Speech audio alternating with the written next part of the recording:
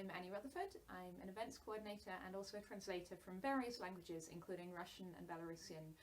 And I'm really quite honoured to bring you this event today, Stand with Belarus in Solidarity, a poetry reading from Lighthouse Bookshop with an amazing lineup of Belarusian, UK and international poets. I've already heard the poetry contributions that the various writers have sent in, and they are absolutely amazing, so I can promise you you're in for a treat. Before we get to the poetry, a tiny potted, not quite history, for those of you who maybe don't know that much about the country of Belarus or the demonstrations that are going on there at the moment. Belarus is a country on the edge of the EU. It's got borders with Latvia, Lithuania, Ukraine, Poland and Russia. It's got two official languages, Russian and Belarusian, and for 26 years it's been under the dictatorship of Alexander Lukashenko. On the 9th of August there were elections in Belarus. These were anything but free and fair, and when Lukashenko allegedly won 80% of the vote, this brought some pretty frustrated citizens out onto the streets to protest, which in itself was an amazing thing in a country that really does not deal well with opposition, where you know you're putting your safety on the line if you go out onto the streets. Demonstrators were arrested, they were beaten, there were some pretty gross human rights abuses, not just against protesters but also against bystanders who happened to be on the streets at the time. People were taken out of their cars, arrested, taken to some prisons which have gained some fairly gruesome reputations. And when a couple of days later people were released and began to tell the stories of what they had experienced at the hands of the police and the authorities, the amazing thing was that it didn't spark the fear which the authorities had evidently hoped for, and instead people took to the streets in greater and greater numbers. A couple of weeks ago, estimates range from 100 to 600,000 people on the streets of Minsk protesting Lukashenko's rule and calling for new and properly free and fair elections. This past Sunday, so Sunday the 29th of August, there were at least 100,000 people on the streets of Minsk. This is a capital city with 2 million people, so if you think about the proportions, it really is quite impressive. And there were further demonstrations across the city, with some towns having up to 10,000 people coming out into the street to protest. All of this has gone hand in hand with continuing human rights violations. Dozens of journalists have been picked up by riot police, have been assaulted, a US journalist was shot at, journalists have been turned back at the borders, and the leaders of the opposition have been arrested and detentions continue. But the amazing thing is demonstrations are continuing. This is the first time in the history of Lukashenko's reign that he has encountered opposition anything like this size, and also this persevering this much and continuing this much, and it really is something to be celebrated and supported. All kinds of people are coming out into the streets, from factory workers who traditionally were quite a big support base for Lukashenko, to grandmothers, to young people. Protests have generally been really quite peaceful on the part of the protesters. There's been singing, people have brought flowers, they brought birthday presents for Lukashenko, who turned 66 on Sunday. A group of young women in traditional dress brought pumpkins, because this is apparently a traditional way of a young woman rejecting the man who is wooing her. So demonstrations have been very creative, they've been very joyful, and they've been very hopeful. So we're wanting today to raise awareness of what's happening in this country, which really isn't that far away from where we are now. And we also want to raise funds for them. So if you watch this, if you enjoy it, even if you don't, although if you don't, who are you? It's amazing. Please, please, please consider giving a donation to Belarus 97. There's a link in the box below. Belarus 97 is an organisation which has existed for a few years now, but since June 2020 they've been gathering funds specifically for victims of repression to do with the presidential election campaign, and they've been supporting compensation of fines, medical treatment and legal support for people who need it. It's a really, really important organisation right now. Everyone who is involved in this wee digital reading has given their time for free, and this is what we do for a living, whether it's event organising, whether it's poetry writing, whether it's performance, or all three. So please, instead of the price of a ticket, go to Belarus 97. You can donate via PayPal, and send solidarity to folk who are being remarkably brave and putting their safety and their lives on the line. But for now, it's time to get back to poetry, so sit back, enjoy, and listen to the words of Valzhyna Mort, Vahni Capildeo, Atkin, Shehzar Doja, Marjorie Lotfi Gill, Kinga Toth, Sasha Dugdale, Nora, Gomringer, and Volha Hapeyeva. Thank you.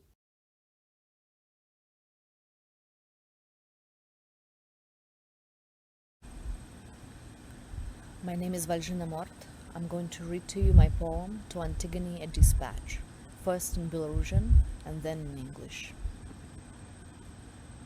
Антигона, з мертвими ясно, што да жывых вазьмі мяне ў сёстры. Я таксама высока цэню пахавальны бізнес, фэст капай купляй, марафон мама мала мёртвых. Кулачка я раблю абход магіл нашай люксавай сямейнай маёмасці. На клавіатуры для катавання я трымала акорды, каб пальцы расцягнуць, як у вядзьмаркі. Я спаражніла нутро, як мяхі акардэёна для лепшага гуку. Не сакрэцікі, а працу і пакаранне я раздзялю з табою. А плачам твайго брата я пакажу цэлыя лясы непахаваных трупаў.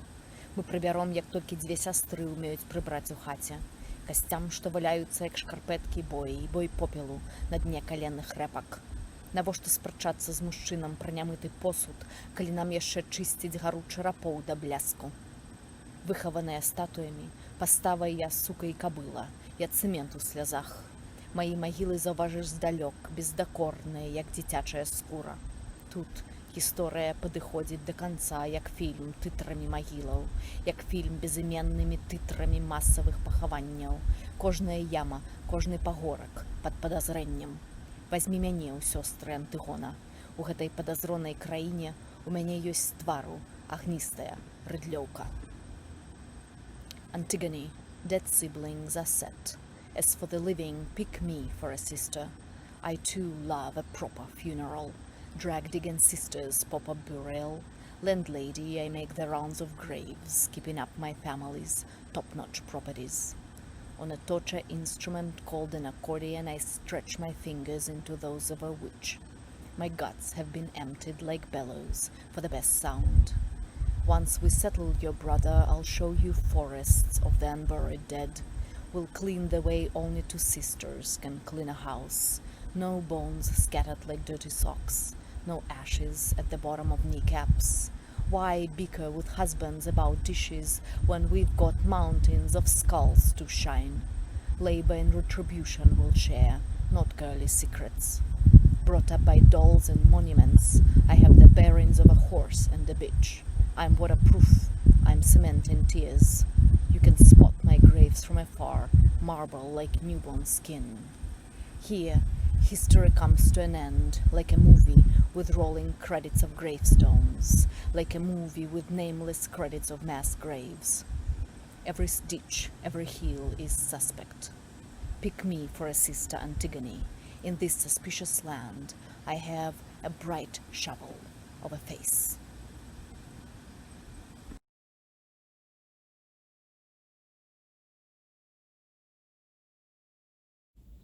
Hello, my name is Vahni Capildeo, and I am offering these two nocturnes in solidarity with the people of Belarus and the diaspora. Sometimes someone makes a corner of the world light up for you, and for me that's the poet Valzhyna Mort with regard to the people of Belarus. Nocturne number 6. Night, am not going to say you aren't there. You hurt my eyes with promises of rest. Stretch weighted blankets on warmed beds, under which the hills can crawl, starring out their masts, mansions, scars, and forests. You press hills into your dark like a brush wetting paper with color. You are high up and fluid. Night, I'm going to hold on to you today, in daytime, in your absence, in your sharp absence. In bright fluorescence, I hold to you, surrounded by fluid darkness, indoors and out, in scathing sunlight. Darkness nonetheless sheathes me as if I lie down on air, high up. I have not been schooled to see like a scientist. Therefore, I know your contours without having to touch you. And I know you're not there, not in that way. I am. Body of exhaustion, frequenting shops where natural tears are sold by formula with droppers, eyes dried by overwatching, overweeping. I am not like that night. I expected to break on you, holding on. The time for warning is done, night. Now is the time for joy. Nocturne number 7.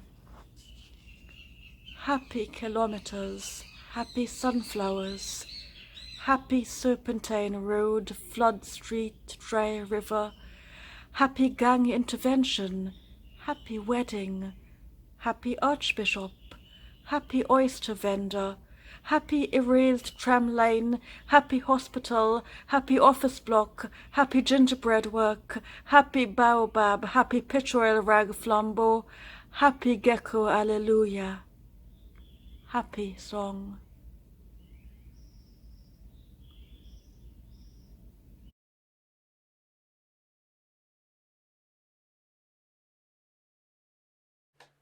Hi, I'm Polly Atkin, and I'm going to read a poem about voting and elections in solidarity with the people of Belarus.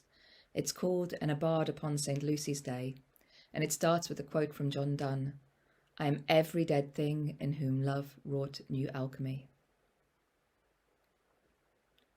It is Friday the 13th, the morning of the year's midnight, the weak sun rising from a vast bank of cloud like a late dawn, unavoidable delay, and the snow flaring on the tops, the first bright thing in days. But it's just a squib. The world's whole sap is sunk. And you are waking up again in November 2016 in your studio flat in the south side, cracking your limbs out, breath rolling snowballs in the half-light. You know the news before checking the stolen internet. You feel it in the frozen cores of your bones, in the clutching of your stomach in the cold. The gas fire won't spark. You fed all your coins to the snarky mouth of the electricity meter, but something is wrong with the wiring and the light keeps failing. You turn and wake into June, dawn chorus drowned out by a storm. When you open your curtain, you find a dead bee on the sill. Yesterday at the polling station, you saw the car park scattered with shattered glass where a car accelerated from the exit sign into a wall. And it is 1791, and it is very heaven, because you can't hear the whoosh clunk of the guillotine. You are young, it is out of your range, or see the blood or heads pooling in the squares or the barricades falling.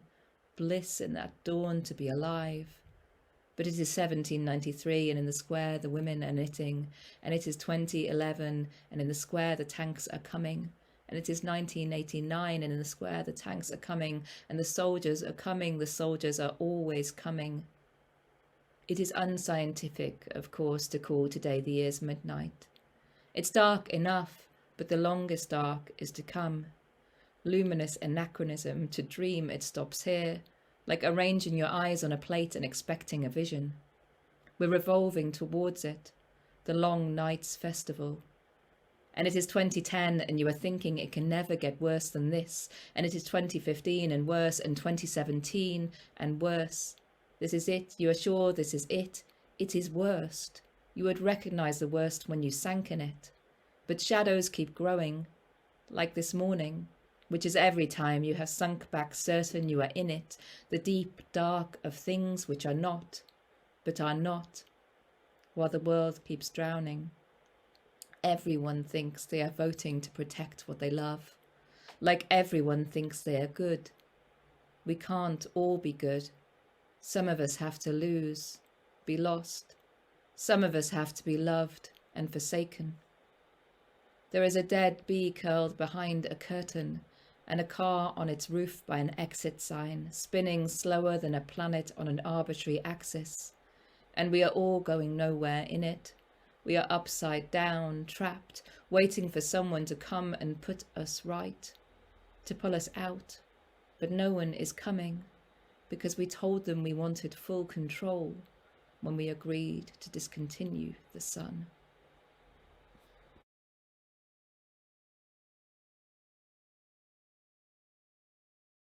Hello, my name is Shehzar, and this reading is in solidarity with the people of Belarus. I will be reading two poems from a new sequence of mine. Let us sing without voices. When the tune settles in bereavement with scalps, hide the split fragmentation in sense, settling interludes to pasture. Find voice, its shadow is heavy and malnourished, but still among the living, inhaling a salary of smoke. When the voice finds itself again, sing of the rapture, that minor bird that heralds the confluence of sedimentary and vestal rain, descend the octave, doldrums, stairs, perplexing sin to laborious astronomy. Let monsoon scribe its intent to ink vestiges of pomegranate-seeded songs, scrying the waves of diminishing voices. The Kalboishaki rain masks no restraint and foliages to sing without voice. The next one is Let Us Begin.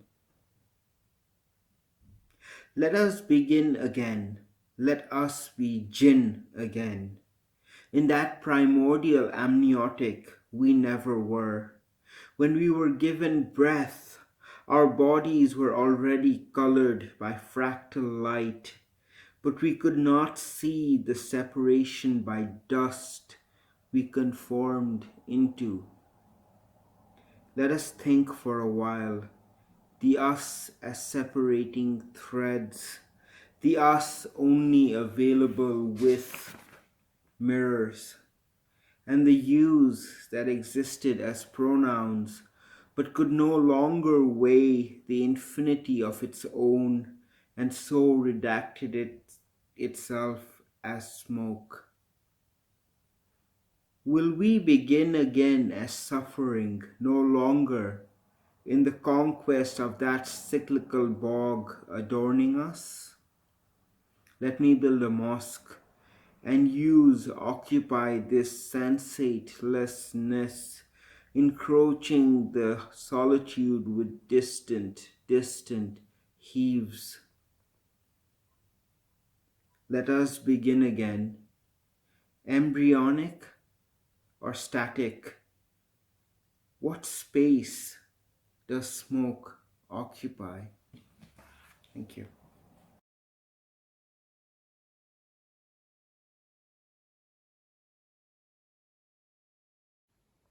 I wrote this poem about the day that my American mother and brother and I left Iran in 1978. My father in Iran wasn't able to come with us and came out the year after.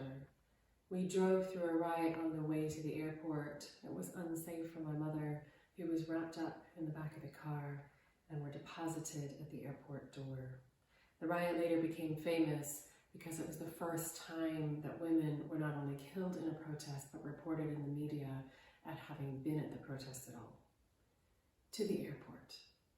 Tehran, December 1978. She wraps a black scarf around her white face the way her mother-in-law does, has shown her when the car edges towards Shayed Square.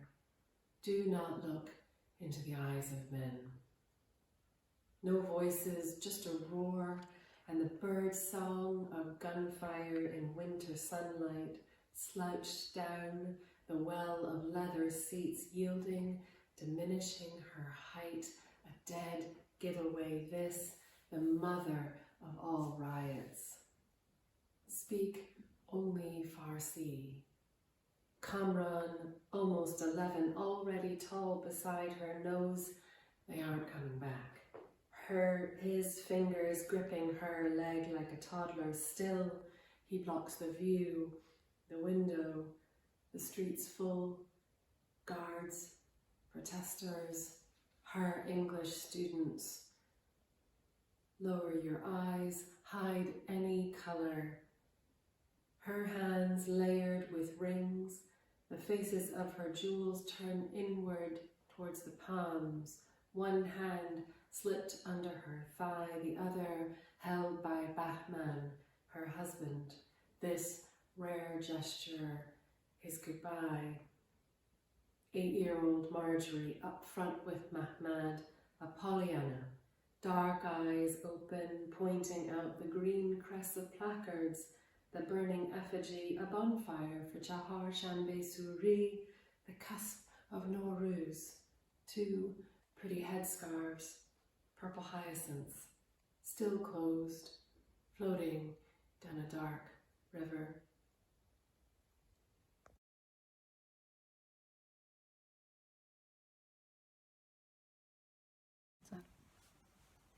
Hello everybody, my name is Kinga Toth.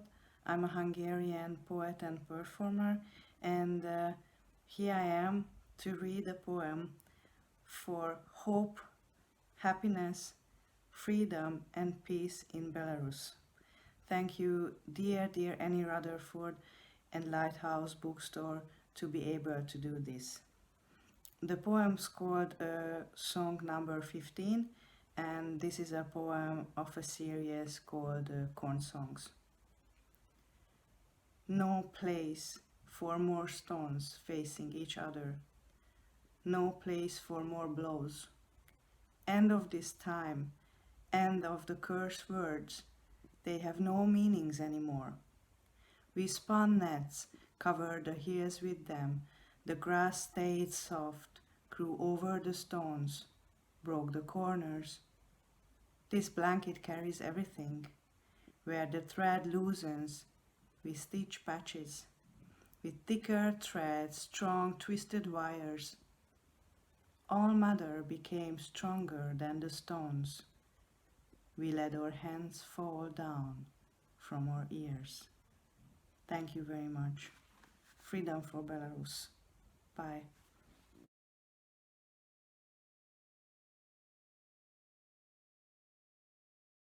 Thank you for inviting me to take part in the fundraiser for Belarus 97. I'm going to read a poem from my most recent book, Deformations, and the poem is called Dark Matter.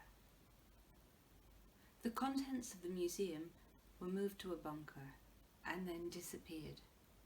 Old photos show us what was lost, a few black and white old masters taken at a distance, a grainy picture of a statue, hunched, ready for flight, the parure of a lost queen on a throat of ancient velvet. Even the urge to speculate on their fate is muted now, shipped out wrapped in sack, burnt or heaped over with the gravel and rock of a dying city. The odd leads trail into darkness, which is where the other 9/10 of human endeavour end. The known world expands, but the world we buried grows faster still. Its statuary fills a universe of mirrored halls. Its songs echo soundlessly, and tangled in the stars 1,000 poets whose faces lie smashed under battlefields. As we seek to perfect the chord, the line, the divine form, remember wax tablets, scrolls, scribbles on palace walls, trampled into strata. Remember how porcelain melted. Remember there's an undone precedent for everything we've done.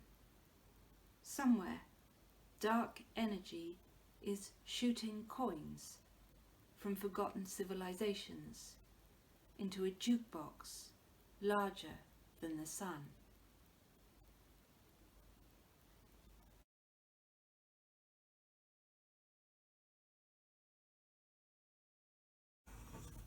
Китайская входная джвела.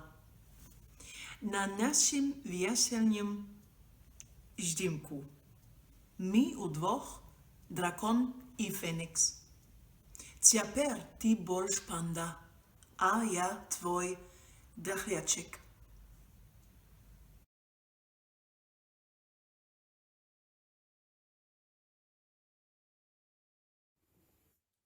Ружовы, фіялетавы, чорны. Цяпер мы ведаем, як можа пачацца вайна, але ёсць час убачыць іншыя колеры. Хаця, калі гаворка заходзіць пра валасы, адказ толькі адзіны – срэбра. Што гэта? Спроба быць разумнейшымі, стомленасць або мужнасць быць тымі, кім ёсць. Складаючы іншых разам, душа да душы, цела да цела. Ты ствараеш пярэстую мазаіку жыцця, хоць улюбёная наша тэма – смерць. Час ніколі не быў такім відавочным, як побач з табой. Кожны момант, кожнае слова улічанае. Прасаванне дае надзею згладзіць недасканаласць, якая таўчэцца бы слон у тваім парцалянавым свеце. Аднак памылкі часта ператвараюцца цуд. Хоць і адрозна ад чаканага выніку. Як калі замест лекаў ад малярыі вынайшлі колер мальвы. Як калі ты сказала, снег ужо блізка, і я поверила. Pink, purple, black. Now we know how a war can start, but we still have some time to see other colors. Though when it comes to hair, there's just one answer. Silver. Why is that? An attempt to be smarter? Or is it just weariness? Or the courage to be who we are? Stacking others together, piece by piece, soul by soul, body by body, you create a colorful mosaic of life, even though our favorite subject is death. And time has never been as obvious as it is next to you. Every moment, every word counts. Ironing offers hope of flattening the imperfections which stomp like a bull through your porcelain world, although mistakes often transform into miracles, even if they're not normally what you'd expected. Like when they invented mauve instead of curing malaria, or when you said, there'll soon be snow, and I believed it.